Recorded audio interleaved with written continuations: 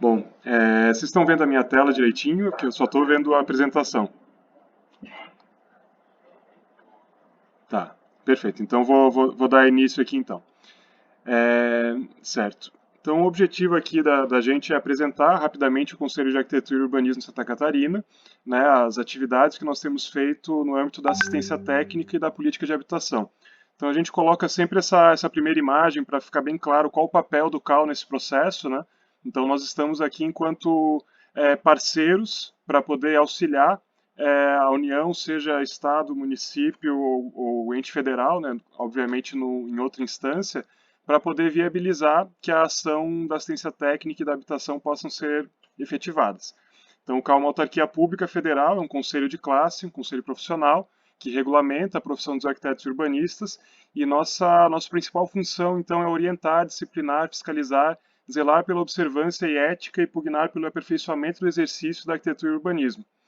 Então, nesse ponto aqui, pugnar pelo aperfeiçoamento da arquitetura e urbanismo, a gente consegue inserir a demanda da assistência técnica, né?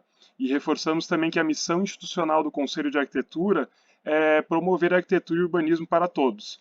Então, a partir disso, a gente consegue estabelecer políticas e ações internas, obviamente dentro das nossas atribuições legais, para viabilizar e fomentar que essas políticas públicas sejam executadas nos municípios. Então, aqui, a arquitetura, né, a atividade que determinante para a qualidade de vida dos seres humanos, e o CAL Santa Catarina vem, então, reafirmar seu compromisso com a universalização do acesso à arquitetura para todos os cidadãos, em benefício da sociedade e das cidades. Desde 2017, o CAL Santa Catarina vem investindo cerca de 2% do seu orçamento para fomentar ações de assistência técnica. Então, assistência técnica, às vezes a gente fala muito do termo ATIS, né, ou ATIS, como preferirem. Então, assistência técnica em habitação de interesse social. Mas, em resumo, são políticas que orientem ao investimento dos municípios e do Estado em relação à habitação de interesse social. A gente entende que as ações que fomentam a habitação são transversais na cidade. Então, uma cidade que investe em habitação numa localização adequada consegue melhorar condições de qualidade de vida das pessoas, consegue melhorar condições de mobilidade, consegue melhorar condições de acesso a emprego e oportunidades das famílias. Então, por isso que a habitação é tão central.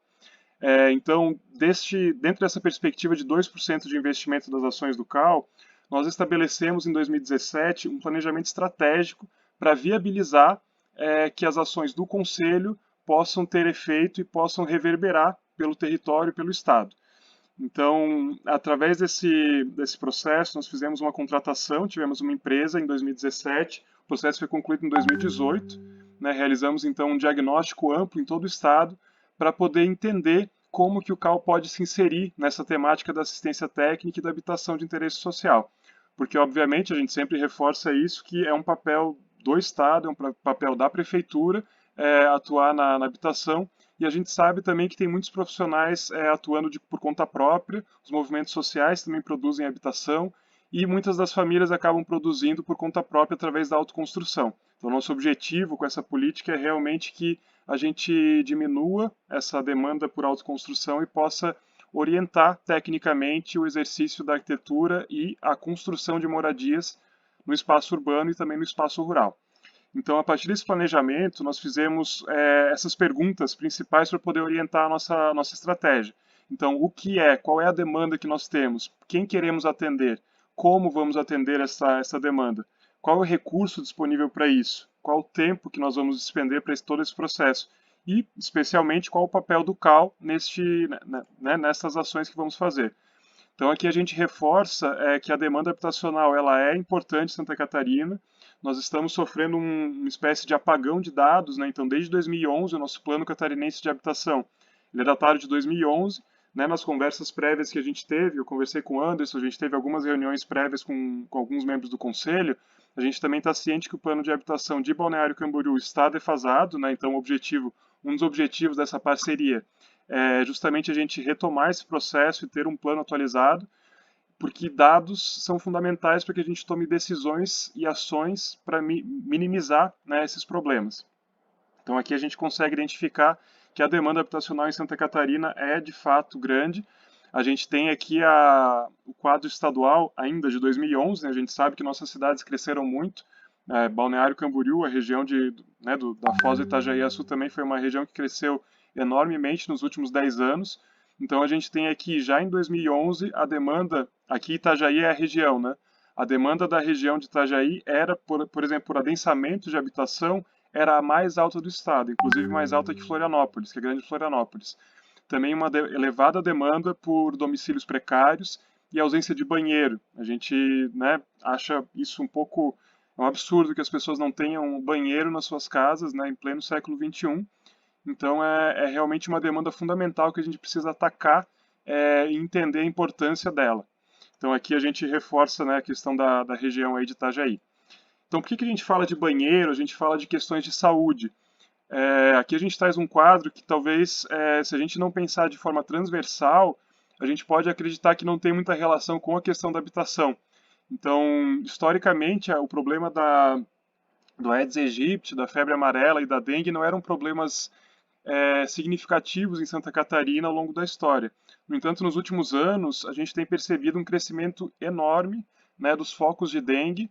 Né, vocês trabalham com as políticas públicas, eu não tenho dados específicos aqui de Balneário Camboriú, mas a gente consegue identificar que entre dezembro de 2018 e junho de 2019, os casos em Santa Catarina aumentaram 319%. Então, 62% dos municípios catarinenses possuem foco de dengue. Onde é que o mosquito se aloja? Onde é que ele vai estar se proliferando? Em áreas de precariedade, em áreas onde o lixo não é tratado, onde existe acúmulo de água sem essa limpeza constante. E onde que isso ocorre? Em comunidades de baixa renda, onde a gente possui lixo acumulado, possui focos onde esse mosquito pode estar se alojando. Essa informação em relação ao Aedes aegypti é apenas uma que a gente traz, porque é um dado mais concreto que a gente consegue trazer, sobre a importância de atuar na habitação, não somente para promover qualidade de habitação para as pessoas, mas também para promover saúde pública. Então, quando a gente investe em habitação, a gente está talvez conseguindo minimizar não o investimento, mas o gasto com doença, né, no sistema de saúde. Então, por isso, a gente reforça a importância de que a habitação seja, sim, uma política a ser tratada como prioridade nos municípios. Aqui a gente traz também a incidência de pobreza nos municípios catarinenses. Então, Balneário Camboriú ele está aqui nesse azul médio escuro, né, até 30,77%. Lembrando que esse dado aqui ele é de 2000, né, ele também está bastante desatualizado, né, e é importante a gente entender a importância desse dado, de ter ele atualizado para tomar decisões e no caso do município, a gente ter isso regionalizado e localizado no território. Então, saber quais bairros possuem esse problema da incidência de pobreza. Então, se a gente for identificar no Plano Catarinense de Habitação, as áreas com maior pobreza no estado são as áreas que possuem maior precariedade e pior condição de habitação em todo o estado. Então, por isso a gente tem que identificar esses dados. Então, todos esses dados estão presentes no nosso diagnóstico, né, de habitação, das ações do Conselho para Habitação. Então, a gente fez um processo participativo, nós estivemos em todas as regiões do estado, né, fazendo oficinas participativas para entender a possibilidade de arranjo para a viabilização da política de habitação. Né, tivemos participação de universidades, profissionais liberais, poder público, entidades, né, e movimentos sociais. E o nosso entendimento a partir desse estudo foi de que o CAL, né, ele é um articulador de atores. A gente consegue articular as demandas, a gente tem o contato direto dos profissionais que vão atuar com essa demanda, nós temos a possibilidade de criar parcerias institucionais com o poder público e conseguimos viabilizar a ação de entidades através de fomento. Então, um pouco dessas ações aqui eu vou narrar para vocês nos próximos passos. Então, dentro do plano estratégico, então fizemos um diagnóstico, a partir do diagnóstico elaboramos um plano. Identificamos a partir desse diagnóstico uma série de ações nas quais o Conselho de Arquitetura pode estar atuando para fomentar a realização da habitação social nos municípios catarinenses. Então, tem uma série de ações aqui, não realizamos todas ainda, até porque o horizonte temporal desse plano é de 6 anos, então estamos concluindo o terceiro ano do plano, e vou passar para vocês aqui algumas das ações que nós conseguimos atuar. É importante reforçar que a gente identifica 4 eixos importantes de ação. Então, fomentar a ATES enquanto política pública, então a ação da A1 até a A6 está muito direcionada ao poder público e acredito que o que a gente pode estar trabalhando em conjunto aqui com o Conselho de Habitação e com o FURBS. Apoiar profissionais autônomos, nós temos conhecimento de uma série de experiências de profissionais focados na perspectiva do empreendedorismo, né, atuando com as comunidades carentes, e de fato as pessoas acabam autoconstruindo suas habitações, então por que não viabilizar a realização da arquitetura com maior qualidade para essas famílias? E aí a gente fala de questões simples, a arquitetura ela não é somente um produto para elite, né? Colocar uma janela num quarto que não possui janela, isso é arquitetura e isso é qualidade de vida e é saúde para essas famílias. Identificar a localização mais adequada para colocar essa janela é um papel que o arquiteto pode estar fomentando e atuando, né, diretamente com essas famílias para que ela tenha, já que vão construir, que construam com melhor qualidade. Então aqui, e óbvio, a gente sempre vai preconizar que isso seja feito dentro dos trâmites legais, né? Então a gente fala também da importância de promover a artes como ferramenta de mediação de conflitos, né? A gente sabe que a moradia é uma questão polêmica e que, enfim, passa por uma série de dificuldades nas cidades catarinenses. Então o CAL, por não ser o agente que atua diretamente na demanda, somos um agente paralelo, a gente pode atuar como um mediador desse conflito entre o movimento social, entre a demanda das famílias e a contenda do poder público, que a gente entende também que às vezes precisa dar uma efetividade para uma ação e alguns processos podem barrar essa efetivação. Então, o CAL consegue atuar nesse sentido como um mediador de conflitos. E aqui a gente coloca um ponto muito importante, e até é bem interessante que o pessoal da Univale esteja aqui presente, né, no sentido de criar a cultura profissional de artes. Como é que a gente cria essa cultura profissional? Em todos os âmbitos, mas um dos principais é através do ensino. O ensino de arquitetura e urbanismo, através das universidades, a gente consegue tanto formar profissionais capacitados para atuar nesse tipo de demanda, como promover através de extensão e pesquisa ações diretamente que ocorram nas comunidades. Certo. Então, aqui a gente tem um ponto bem interessante também, pensando na perspectiva do município, que a lei federal, eu falei algumas vezes aí do termo ATES, né? Então, essa lei, ela é uma lei que ela é datada de 2008, a lei 11.888. Ela foi uma luta de muitos anos, tanto dos movimentos sociais quanto dos profissionais de arquitetura e urbanismo e de engenharia, para que existisse uma política federal que promovesse efetivamente o acesso gratuito às famílias, remunerado aos profissionais, mas né, na perspectiva como se fosse um SUS da arquitetura. Então, a lei da ARTES a gente fala, para simplificar, como se fosse um SUS, né, o Sistema Único de Saúde, só que o Sistema Único de Arquitetura. Ela não se viabilizou ainda nesse sentido, ela carece ainda de um reforço e até muito de vontade política, né, a gente sabe disso. No entanto, a lei existe e a gente tem conhecimento de uma série de municípios, até mesmo de entidades estaduais, no caso do Distrito Federal, né, que implementaram a ATES enquanto política pública e são experiências virtuosas, né, com resultados claros. Em poucos anos, 3, 4 anos, a gente consegue ter dados muito claros de que uma política de habitação consegue realmente mitigar e reduzir problemas sociais. Então, dentro eu acabei não mostrando, na verdade, depois eu mostro porque a minha tela vai ficar maior, mas nós temos então isso em formato de cartilha. E dentro dessa cartilha, a gente tem uma minuta propositiva para que os municípios possam aplicar a lei no âmbito municipal. Então, essa lei ela é federal, ela não precisa que o município tenha uma lei municipal com os mesmos termos, mas a gente reforça que é importante, né, e até mesmo para regulamentar como isso vai se dar em termos de fundos, porque os fundos, no caso do município também, precisam ter essa destinação vinculada a uma lei específica no município. Importante também que essa lei parta do executivo, né, porque o executivo consegue então amarrar o orçamento municipal em relação à política de artes. Aqui é uma imagem da cartilha, né, depois eu mostro um pouquinho mais ela na tela, mas basicamente ela possui cadernos de atendimento, tão focado no poder público, aos profissionais e à população. Tem uma dica aqui de como usar essa cartilha e um caderno também mostrando como são esses arranjos. Então essa cartilha é realmente direcionada ao público para que fique mais claro e mais fácil como que essa política de habitação pode ocorrer nos municípios. Então falei bastante aqui das ações prévias, agora vamos para a prática, né? A gente tem então, dentro desse plano estratégico, todas aquelas ações A1, B2, C1, nós realizamos uma série de ações de 2018 para cá. Né, então isso é importante reforçar, porque dentro de um plano estratégico ele tem um horizonte temporal, nós executamos ações dentro do plano. A primeira ação que nós identificamos como prioritária foi a ação A3, que é uma ação de divulgação, né? Então nós percorremos o estado inteiro em 2018.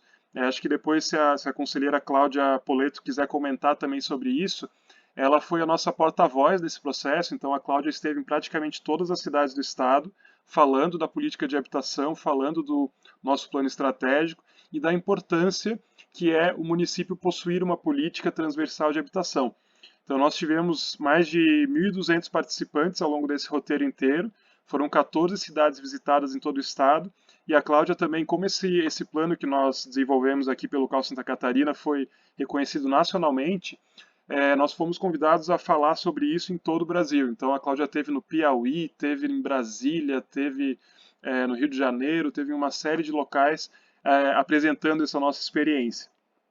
Então, a partir dessa divulgação inicial, né, para os municípios, então nessas reuniões nós convidávamos arquitetos, engenheiros, técnicos das prefeituras. Acho que aqui é importantíssimo a gente comentar, porque essa política nem todo mundo tem conhecimento, né?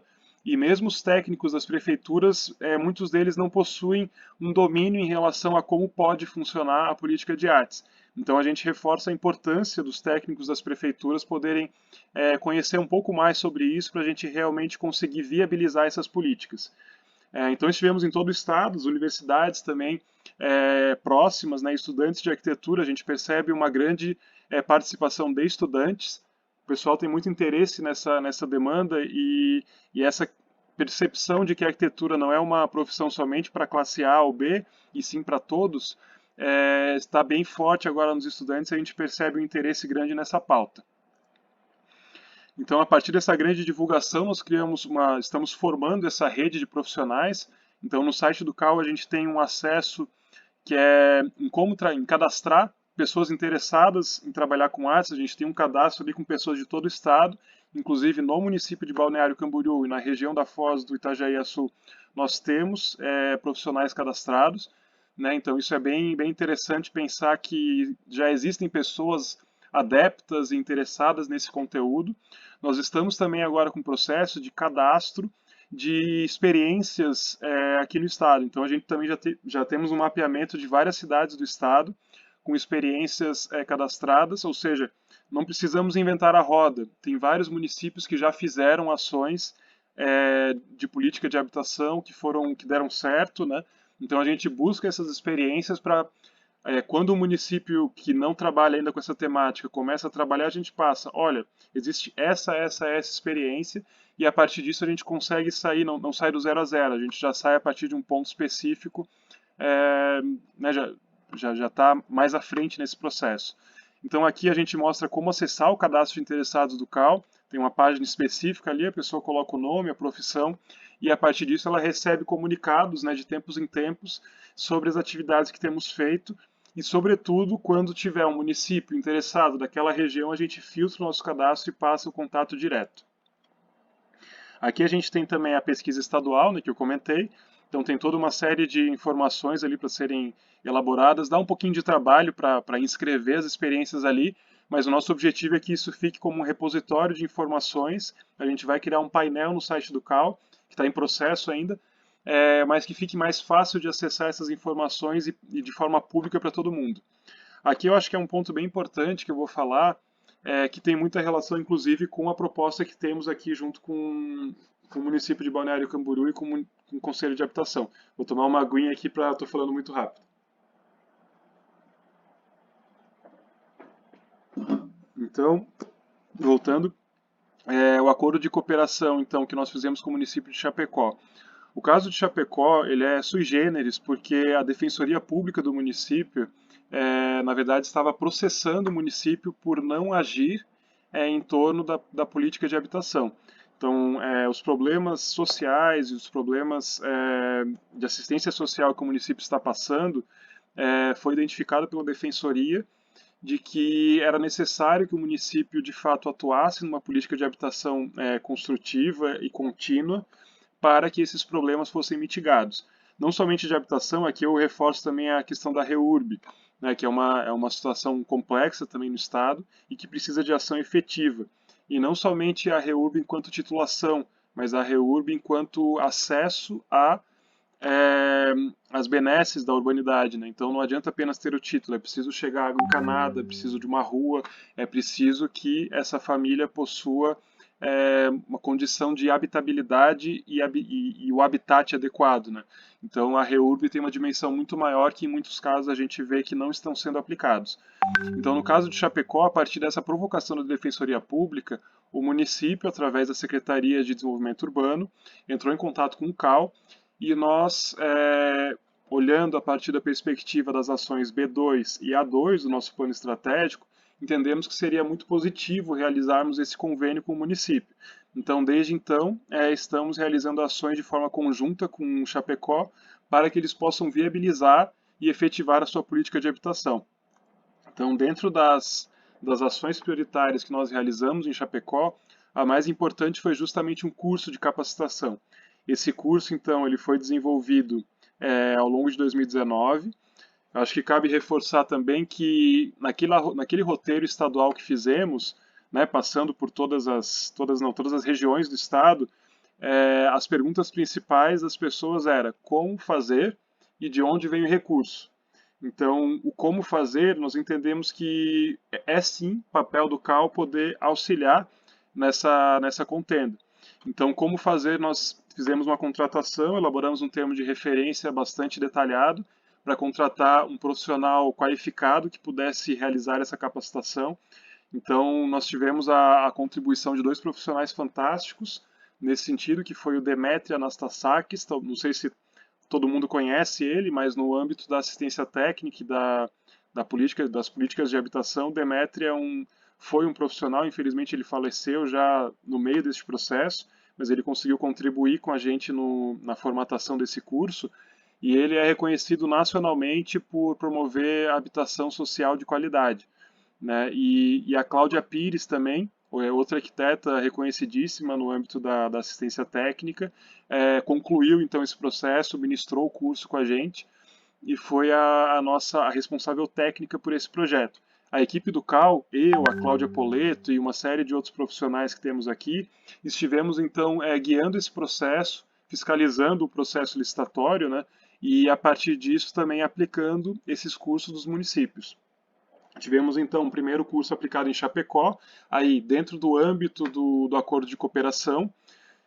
Então foram 65 horas de discussão em Chapecó e Florianópolis, tivemos 90 participantes, 10 projetos elaborados, então o curso é bastante prático, são cerca de 4 dias, aliás, 3 dias e meio, 4 dias, que a gente fica em sala de aula e vai na comunidade. A gente faz uma aproximação de uma comunidade específica, conversa com o pessoal para entender de fato quais são as demandas e dentro do tempo do curso nós desenvolvemos uma série de projetos para entregar, né, para essas famílias e para que a prefeitura possa de fato executar. Então, no caso de Chapecó foram 5 projetos e no caso de Florianópolis foram 5 projetos também. Em Florianópolis nós não tínhamos a parceria da prefeitura de forma tão próxima, ainda não temos um acordo de cooperação com eles. Então, estiveram participando da oficina, né, técnica, uma assistente social e 2 arquitetas da prefeitura de Florianópolis. Foi muito positivo até ter a proximidade delas e entender como que a gente pode estar criando essa parceria mais próxima, mas os projetos também aí não tinha tanto essa possibilidade de viabilização a partir da prefeitura.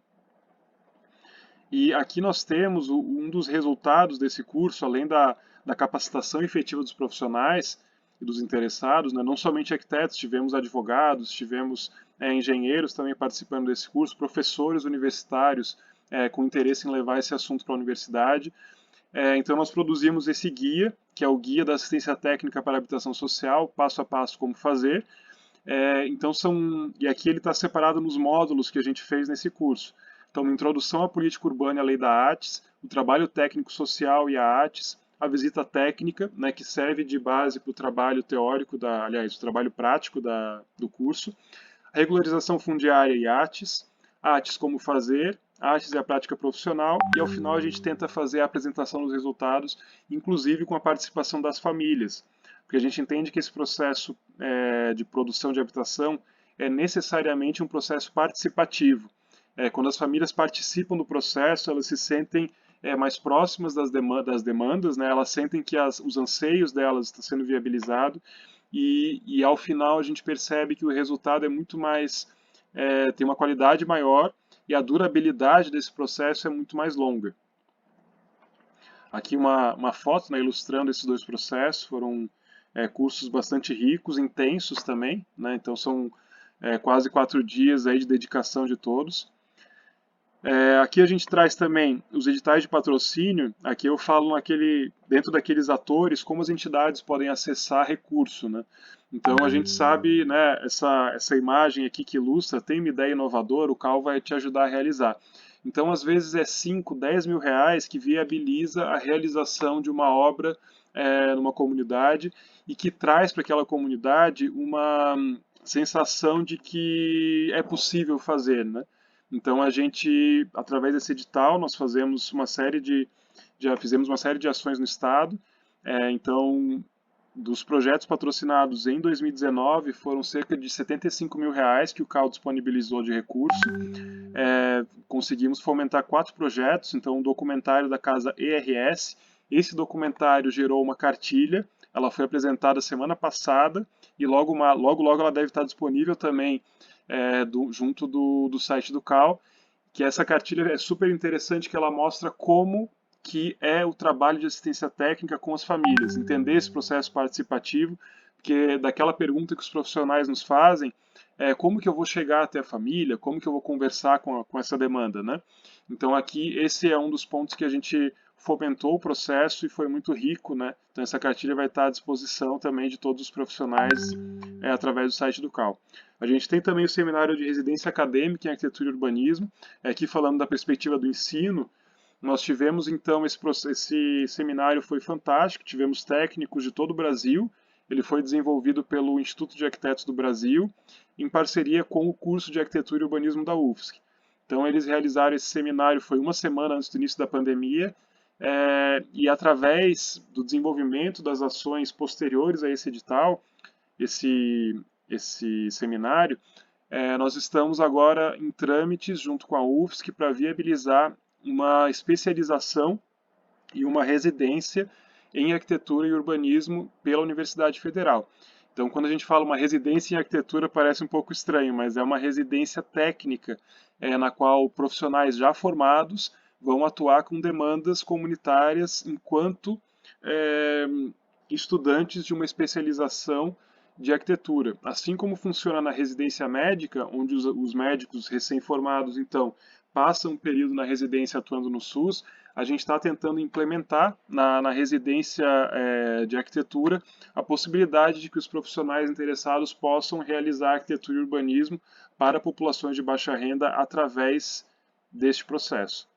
Aqui a gente tem os outros 2 projetos que foram contemplados. A gente teve uma oficina de empreendedorismo e inovação em artes. Então, naquela perspectiva do profissional liberal atuar diretamente com a demanda da família, independentemente do Estado, independentemente da academia, existe uma demanda, ele vai lá e resolve o problema, né? Então, a gente sabe, né, como é que funciona. As famílias, afinal, compram geladeira, compram televisão em 12 vezes, por que não comprar arquitetura nesse formato? Né? E a gente entende então que essa possibilidade é super interessante. Ela não suprime o papel do Estado, né, em momento algum, mas ela pode sim atuar em algumas demandas que às vezes o Estado não consegue chegar, ou às vezes demandas que não são prioritárias, de 0 a 3 salários mínimos, mas também são demandas que precisam realmente de uma atuação técnica, né?